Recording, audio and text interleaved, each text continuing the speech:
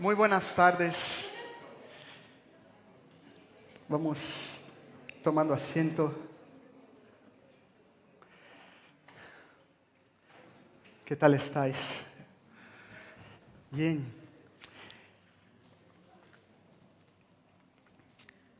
Gracias Adriana y gracias a la banda por acordarnos que hoy celebramos la entrada de Jesús en Jerusalén. Pero hoy nos vamos a detener un poquito más, hablando más sobre la crucifixión. Antes de seguir, nosotros estamos en una serie y hablamos sobre muchos momentos en el libro de Juan en que Jesús enseñaba a sus discípulos. Hemos predicado sobre el lavapiés. Si puedes disminuir un poquito el volumen para mí, no sé, para mí digo, ¿vale? Bien, gracias.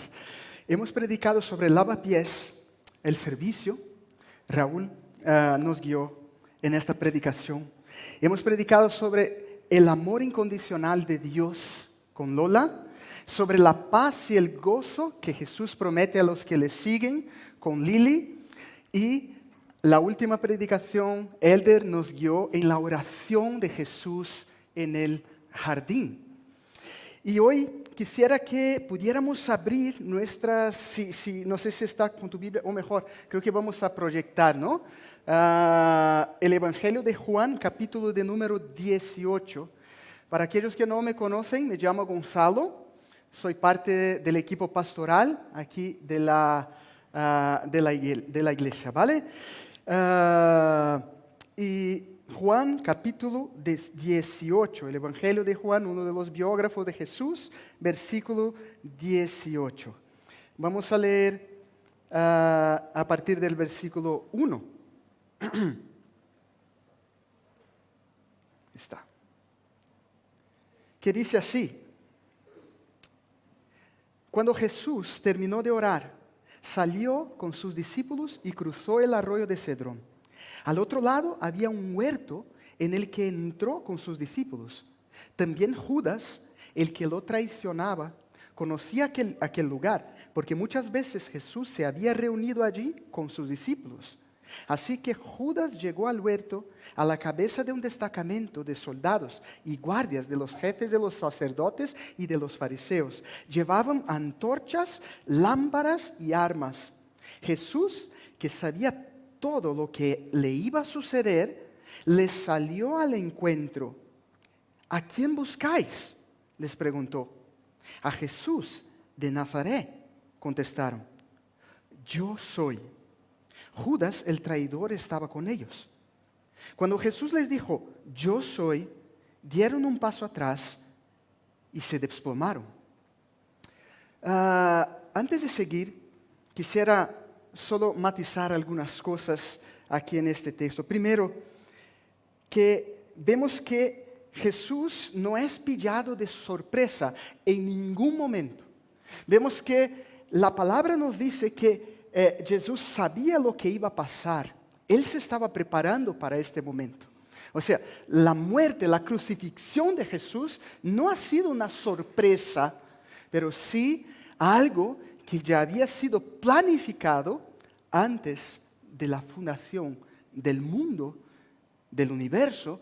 Es lo que entendemos que dice la palabra. Entonces Jesús sabía lo que iba a suceder. Incluso ya había hablado con sus discípulos, aunque la mayoría de ellos, o mejor, casi todos no estaban entendiendo que Él tendría que morir y resucitar al tercer día. Entonces, aquí vemos que cuando Jesús entra en Jerusalén, Él ya entiende, ya comprende que está llegando su momento, que está llegando el momento de la crucifixión, el momento en que Él va a pasar y, como dice la Biblia, la expresión, va a tomar de la copa que el Padre separó para que Él tomara. O sea, todo ese sufrimiento que va a pasar, Él ya se estaba preparando para este momento. Y no solo esto, dice la Biblia que Él tuvo la iniciativa, aunque aquí el Evangelio de Juan no habla sobre el beso que dio Judas en Jesús para denunciar y para enseñar a los guardias quién era Jesús. Pero sí que él estaba con ellos. Omite esta parte, pero habla que Jesús mismo toma la iniciativa de preguntarles: ¿a quién buscan? A Jesús de Nazaret. Y cuando Jesús dice, yo soy, algo increíble, algo asombroso pasa. Los guardias recúan y se desploman. Se caen al suelo, dice la palabra de Dios. Me parece que aquí después yo creo que la oración que Jesús, la conversación que Jesús tuvo con el Padre en el Getsemaní, en este jardín, fue tan intensa, y había en este momento algo tan lleno de majestad, de poder, de autoridad en su vida, que en el momento en que dijo, yo soy, recuaron y se desplomaron, dice la Biblia. Imagínate, ¿por qué tendría que ser identificado? Porque él era una persona común, normal. Estaba ahí con nosotros, con los demás. En ningún momento vamos a ver en los evangelios alguna descripción de cómo era la apariencia de Jesús. Solo vemos que realmente lo que importaba para los evangelistas, aquellos que escribieron las biografías de Jesús, era el interior, los actos de Jesús, lo que Jesús hizo, y no tanto su apariencia, que muy probablemente era de una persona bastante común. Entonces, siguiendo lo que dice la Biblia, el versículo 7 dice, ¿a quién buscan? Volvió a preguntarles Jesús. A Jesús de Nazaret, repitieron. Ya les dije que yo soy. ¿Podemos acompañar aquí el versículo 8? Ya les dije que yo soy. Si es a mí a quien buscan, dejen que estos se vayan. Esto sucedió para que se cumpliera lo que había dicho. De los que me diste, ninguno se perdió. Mira, en un momento de angustia más profunda de Jesús, aún en este momento, Jesús está protegiendo a sus discípulos, aquellos que Él ama. Y vemos aquí el corazón de Jesús. No estaba tan preocupado consigo mismo, pero sí estaba preocupado con los suyos, sus discípulos, y dijo, dejen que estos se vayan, porque es a mí que me estáis buscando. Y sigue el versículo 10. Simón Pedro, que tenía una espada, la desenfundó e hirió al siervo del sumo sacerdote, cortándole la oreja derecha. El siervo se llamaba Malco. Vuelve esa espada a su funda, le ordenó Jesús a Pedro. ¿Acaso no he de beber el trago amargo que el Padre me da a beber? Aquí Jesús tenía un propósito, un enfoque muy claro en su misión de morir, de estar en la cruz. Él sabía incluso el tipo de muerte que iba a pasar con él. ¿Acaso no he de beber el trago amargo que el Padre me da a beber? Y luego vamos al versículo de número 33, porque aquí no tenemos tanto tiempo, ¿vale? Pero resumiendo esta parte, Jesús es llevado con sus manos atadas, es arrestado y es llevado hasta el sumo sacerdote. Ahí es interrogado. Pedro niega a Jesús. Luego, mientras Jesús está siendo interrogado, Pedro niega a Jesús 2 veces más. Y seguimos. Luego los judíos llevan a Jesús hasta el pretorio o el palacio del gobernador, de Pilato. Y ahí, en ese palacio, también hay un otro interrogatorio. Vamos al versículo de número 33, que dice, Pilato volvió a entrar en el palacio y llamó a Jesús. ¿Eres tú el rey de los judíos?, le preguntó. ¿Eso lo dices tú?, le respondió Jesús. ¿O es que otros te han hablado de mí? ¿Acaso soy judío?, replicó Pilato. Han sido tu propio pueblo y los jefes de los sacerdotes los que te entregaron a mí. ¿qué has hecho? Mi reino no es de este mundo, contestó Jesús. Si lo fuera, mis propios guardias pelearían para impedir que los judíos me arrestaran. Pero mi reino no es de este mundo. Así que eres rey, le dijo Pilato. ¿Eres tú quien dice que soy rey? Yo para esto nací y para esto vine al mundo, para dar testimonio de la verdad. Todo el que está de parte de la verdad, escucha mi voz. ¿Y qué es la verdad?, preguntó Pilato. Dicho esto, salió otra vez a ver los judíos. Yo no encuentro que éste sea culpable de nada, declaró. Pero ¿cómo tenéis la costumbre? O mejor, aquí, dicho esto, salió otra vez a ver los judíos. Yo no encuentro que éste sea culpable de nada, declaró. Pero ¿cómo tenéis la costumbre de que os suelte a un preso durante la Pascua? ¿Queréis que os suelte al rey de los judíos? No, no sueltes a ese, suelta a Barrabás. Volvieron a gritar desaforadamente, y Barrabás era un bandido, dice la Biblia. Vamos a seguir. Pilato tomó entonces a Jesús y mandó que le azotaron. Los soldados que habían tejido una corona de espinas,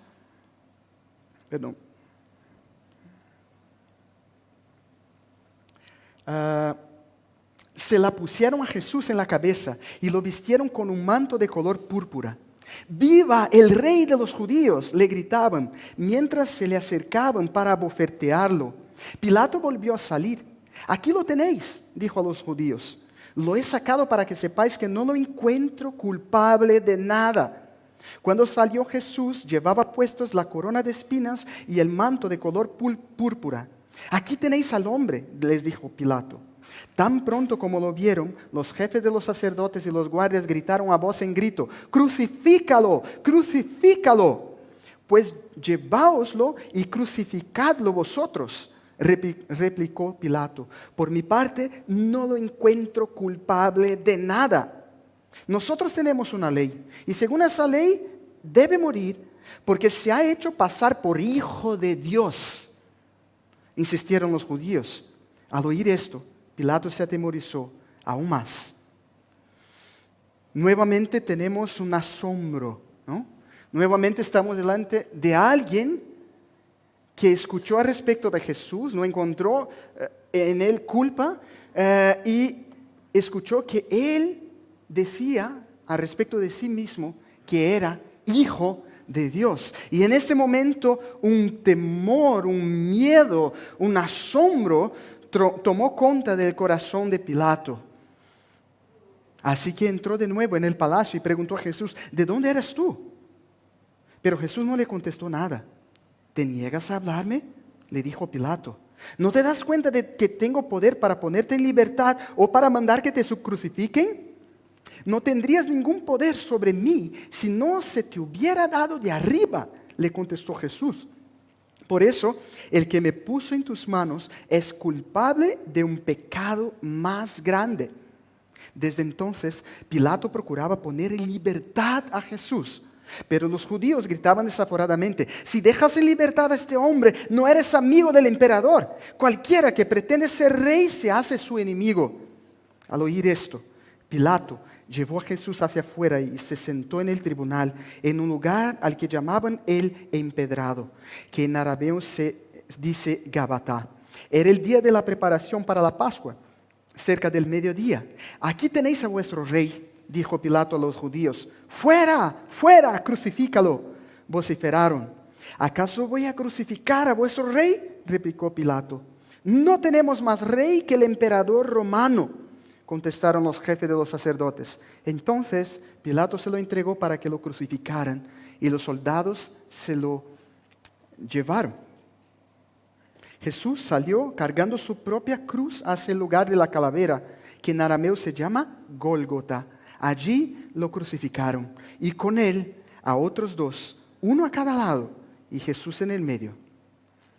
Pilato mandó que se pusiera sobre la cruz un letrero en el que estuviera escrito: Jesús de Nazaret, Rey de los Judíos.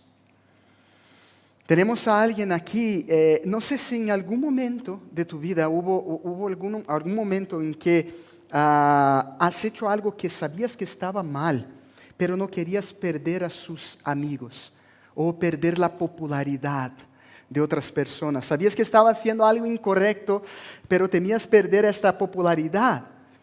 A veces traicionamos nuestra propia conciencia. Una de las peores traiciones es traicionar nuestra propia conciencia. Saber lo que debe ser hecho, saber lo que es justo, pero no hacerlo porque no queremos quedar bien con los demás, ¿no? Así que esto es lo que pasó con Pilato, gobernador romano. Pilato estaba más interesado en su posición que con la justicia, aunque no hubiera encontrado en Jesús ningún motivo para matarle o mismo castigarle. Entonces, vemos lo que pasó. Los soldados crucificaron a Jesús, dividieron las vestes de Jesús entre ellos. Jesús, según dice la Biblia, mira a su madre y otras mujeres que estaban ahí. Juan estaba junto con su madre y dijo a su madre: mujer, ahí tienes a tu hijo. Luego dijo al discípulo: ahí tienes a tu madre. Y desde aquel momento ese discípulo la recibió en su casa. Jesús se preocupaba con su familia, aún en medio del dolor, aún en medio del sufrimiento. Él no estaba preocupado consigo. Mira, ¿quién es este hombre? ¿Quién es Jesús?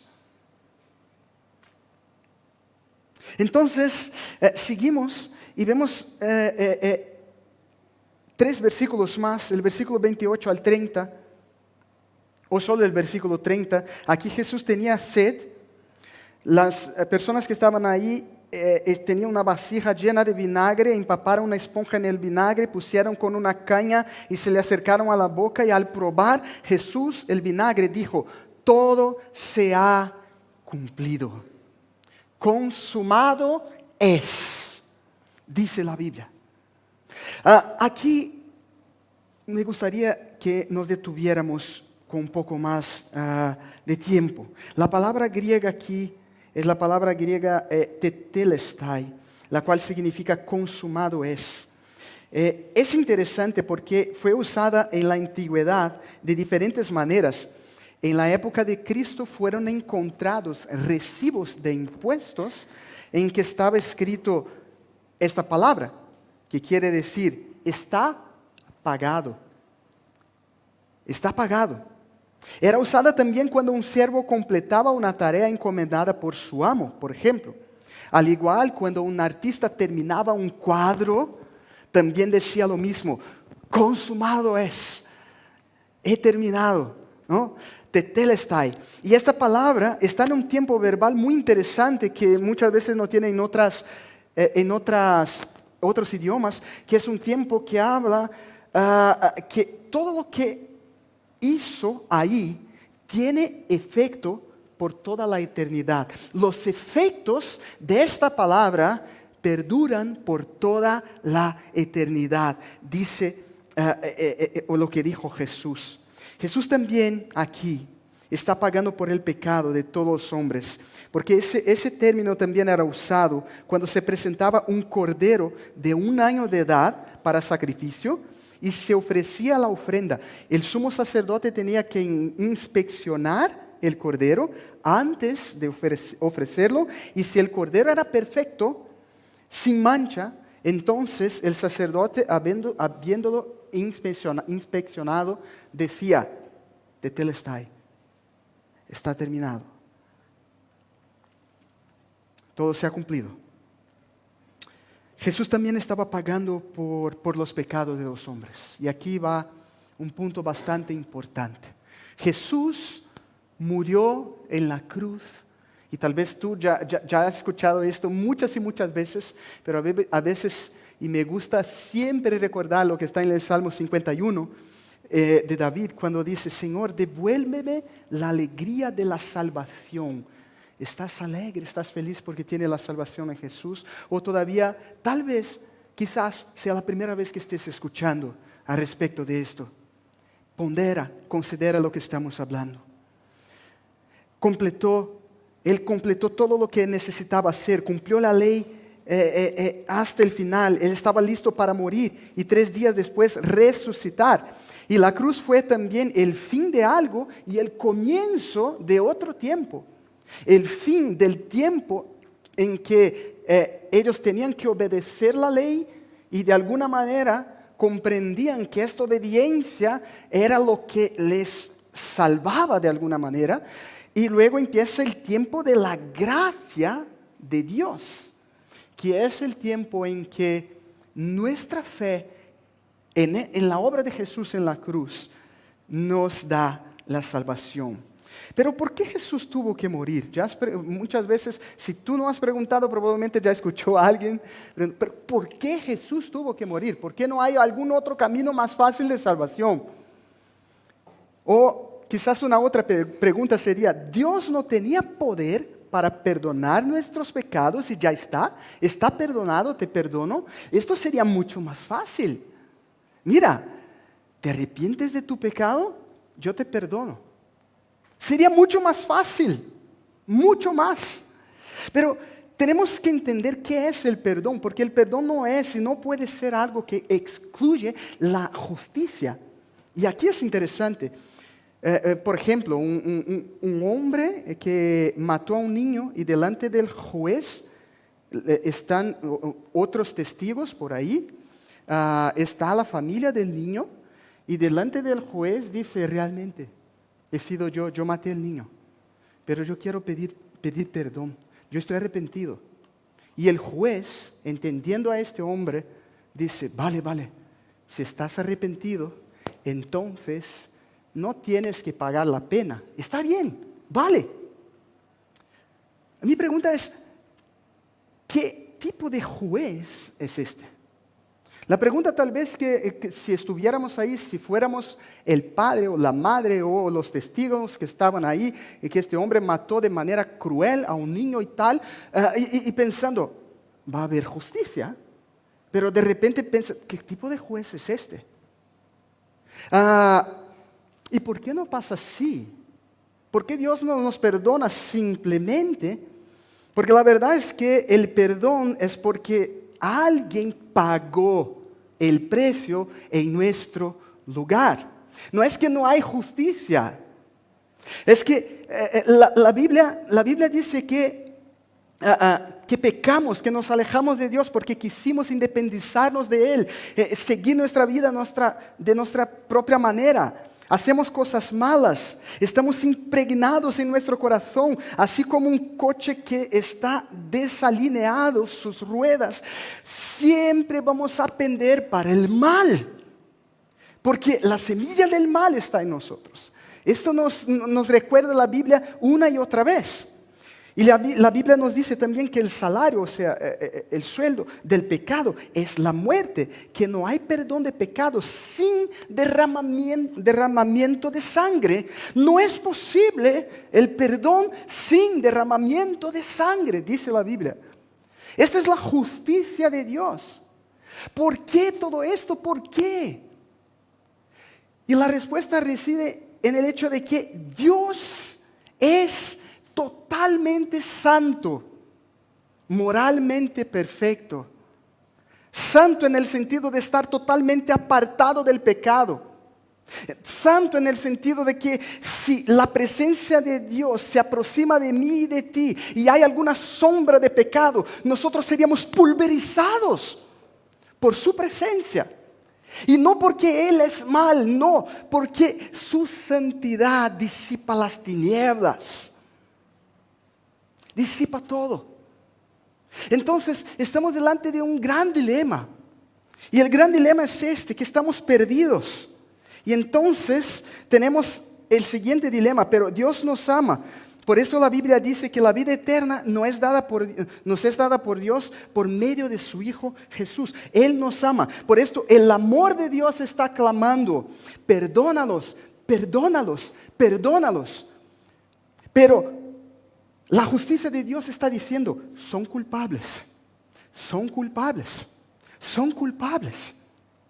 Dios no puede simplemente perdonar la justicia, porque la justicia demanda una satisfacción, hay que satisfacer. Dios en su justicia condena al mundo y Dios en su amor llega a ser hombre y toma el lugar de su pueblo y les redime. Lleva sobre sí el castigo por su pecado, lleva su maldición y absorbe toda la ira santa de Dios. La Biblia dice que todo aquel que es colgado en el madero es maldición.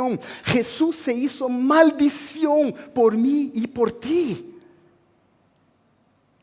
Cualquiera que sea el pecado que tenemos, ya sea por palabras, por pensamientos, por omisión, por acción, por actitudes, lo que sea. Pero estamos en pecado y necesitamos de la gracia de Dios en nuestras vidas. Entonces, Dios nos redime a través de Jesús. Cuando Jesús estaba en la cruz, el cargo de nuestros pecados y toda la ira de Dios cayó sobre Él. ¿Por qué no en este evangelio, en otro evangelio, Jesús antes de morir dice: Dios mío, ¿por qué me abandonaste? ¿Es una verdad? ¿Realmente Dios Padre abandonó a Jesús? ¿O era su sentimiento? Es un hecho. Para que tú y yo tuviéramos la salvación, estamos hablando que el mayor dolor de Jesús fue que Él fue abandonado por su Padre. Porque no existiría la posibilidad de que un hombre que estaba cargando todo el castigo por el pecado estuviera en un momento conectado con el Padre, porque ahí Él murió, todo el pecado murió con Él. Y Él sintió el rechazo o el abandono de su propio Padre. Y lo sintió. ¿Por qué? Porque Él te ama. Porque Él me ama a mí, te ama a ti. Por el amor de Dios, Dios es tan grande, tan poderoso, que en la cruz Él conjugó los atributos del amor y de la justicia. La cruz, cuando miramos a la cruz, no vemos a un amor romántico. En el libro de Tim Keller, La cruz del rey, él habla, imagínate, dos dioses. Uno de ellos simplemente te dice: sí, has pecado, vale, yo te perdono. Pero otro es el Dios de la Biblia. Uno, de alguna manera, me parece más un Dios frío, un Dios que no tiene tantos sentimientos, un Dios que no se enfada ni nada de esto, ¿no? Y el otro es el Dios de la Biblia. ¿Cómo podrías saber tú que este Dios te ama de verdad, este otro Dios que no es el Dios de la Biblia? Porque el otro Dios, el Dios de la Biblia, te prueba su amor por el hecho de haber enviado a su propio Jesús para morir en la cruz y sufrir todo el castigo que nos trae la paz y la reconciliación con Dios. Así que ahora Dios puede perdonar a todos. ¿Y por qué? Porque Él ha pagado las demandas de la justicia de Dios. Cuando hablamos que Dios se ira, queridos, y aquí muchas veces, y yo escucho y a veces siento, vale, pero a mí me gusta más el Dios de amor que el Dios que se ira, que el Dios que se enfada, ¿no? Pero una cosa no excluye la otra. Porque mira, si tú tienes, yo qué sé, claro que tiene entes queridos. A ver, algunos aquí tenemos hijos, y si vemos pasar alguna cosa con nuestro hijo, que alguien hizo algo para él, claro que nos vamos a enfadar. La ira de Dios es una indignación santa que está en conexión con su carácter santo. No sería posible que Él fuera santo y que en algunos momentos no se enfadara con nosotros. Nosotros no creemos en un Dios de filósofos. Nosotros no queremos en un Dios vacío, un Dios que no tiene sentimientos. Dios se resiente, o mejor, Dios cuando hacemos alguna cosa, Dios se entristece. Dios tiene sentimientos, Dios se enfada. Así como tú te enfadas cuando ves, y estos días yo estaba...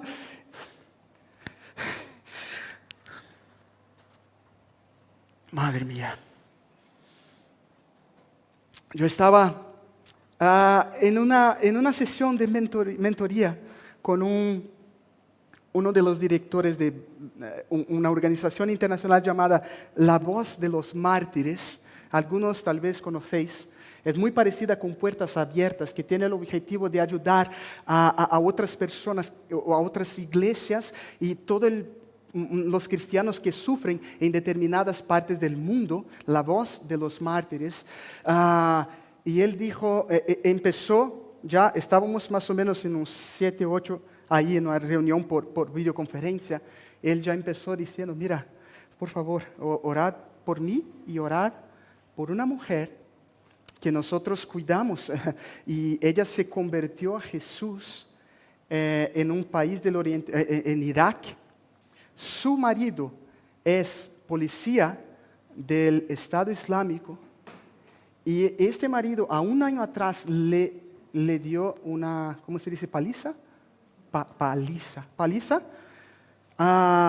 Y le deformó su cara. Y no solo esto. Su hijo de 1 año y medio, él lo abusó con el palo de un cepillo. Y en este día, hace 3, 4 días que estaba ahí, en esta reunión, dijo y volvió a hacerlo porque le buscó. Ella huyó. Después de 1 año, este hombre la encontró y le dio una nueva paliza. Y no solo esto, ¿cómo se dice? Le cegó. Y nos quedamos así, madre mía, ¿qué está pasando? Si no hay una indignación santa en tu corazón, y si piensas que el perdón de Dios es gratuito porque es gratuito y que nadie tiene que pagar, estás totalmente equivocado. ¿Quién es el Dios de la Biblia? ¿Cuándo divorciamos la justicia y el amor? ¿Por qué la justicia tiene que estar aquí, el amor aquí? En Cristo y en la cruz. La justicia y el amor se dan las manos. Dios realmente te ama con un amor perfecto.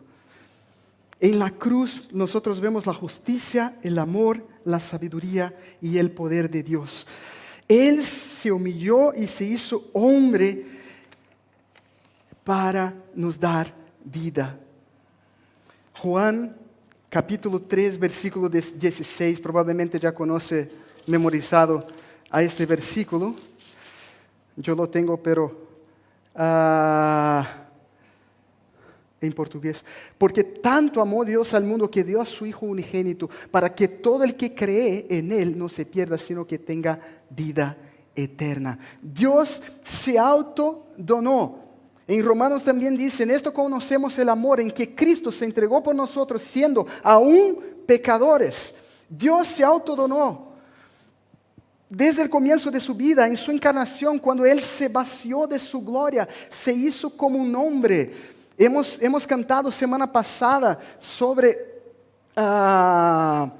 aquel que hizo las galaxias con su voz. Aquel que hizo las galaxias con su voz se hizo hombre, nació de manera humilde, vivió aquí, murió en la cruz para nos dar vida y para probarnos que realmente Dios nos ama y nos quiere cerca de Él.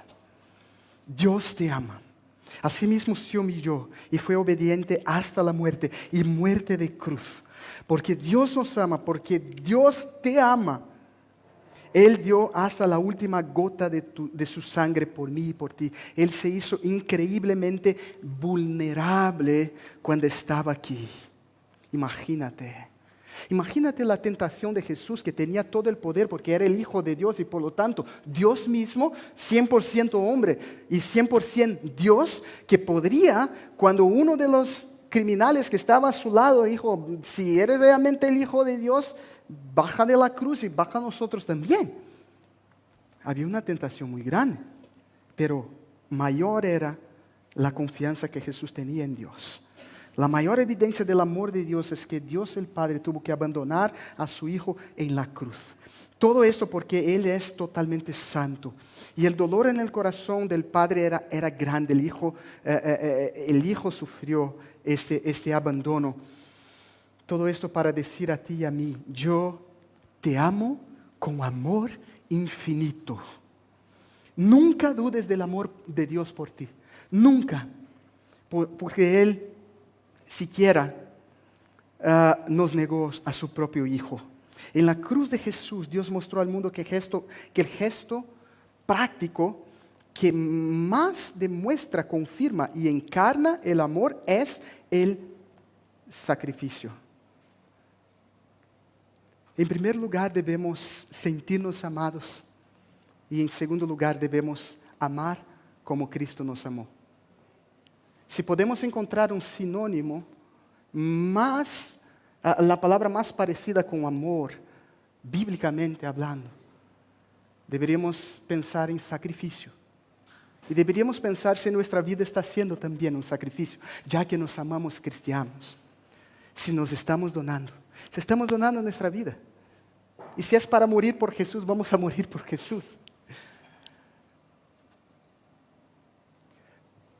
No vivimos en un país donde no hay libertad. Hay libertad, pero tal vez la libertad nos deja tan cómodos, tan tranquilos.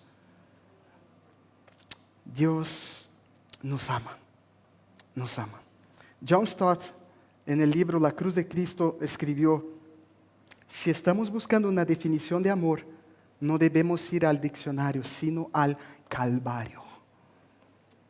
Cierra tus ojos por un momento. Si alguien puede, a la banda subir, hacer un fondo, porfa. Intenta pensar en Jesús. En Jesús sufriendo por ti.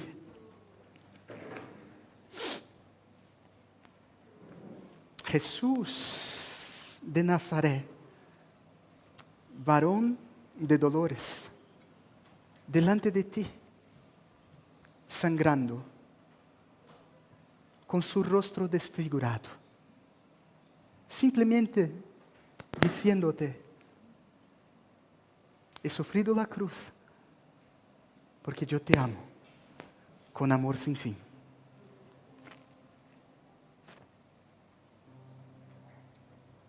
No dudes, Dios te ama, Jesús te ama.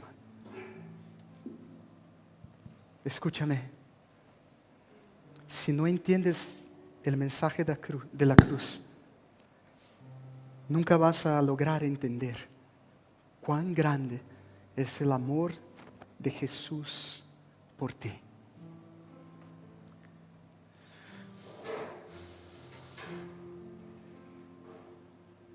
Recibe este amor, dice.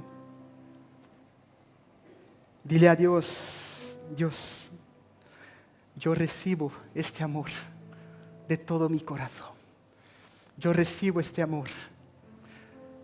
Tú ya me has demostrado todo el amor del mundo. No hace falta más. Porque Jesús murió en la cruz. Nosotros podemos tener vida plena, vida abundante. Vamos a tener la vida eterna. Un día Dios enjugará de nuestros ojos toda lágrima. No habrá más llanto, no habrá más dolor, no habrá más muerte, no habrá más enfermedad. Dice la Biblia, hay una esperanza. Jesús no permaneció muerto, Él resucitó al tercer día, dice la Biblia, y hay esperanza.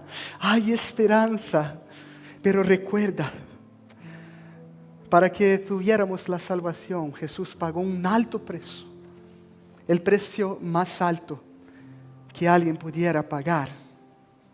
Y Dios nos amó mismo aún cuando éramos pecadores y todavía no habíamos abierto nuestro corazón. Si tú estás aquí, es la primera vez que escuchas este mensaje, tal vez puedas decir en tu corazón, Jesús, hoy yo entrego mi vida a ti. Jesús, yo entiendo ahora el mensaje de la cruz y entrego toda mi vida a ti. Declaro ahora en el reino espiritual que mi vida pertenece a Dios y yo soy un hijo amado de Dios. Pero quizás ya has escuchado el Evangelio muchas veces y esto ya no te sorprende o te ha sorprendido hoy. Y la pregunta que nos viene es si Jesús se sacrificó por nosotros, ¿cómo nos estamos sacrificando para Él? No en el sentido de derramamiento de sangre, de autoflagelarnos, pero como sacrificio vivo, santo y agradable a Dios, que es nuestro culto racional en su presencia, como dice su palabra. ¿Estás entregando toda tu vida a Él? ¿Puedes decir a Él, Señor, yo confío totalmente en ti, haz de mí tu voluntad?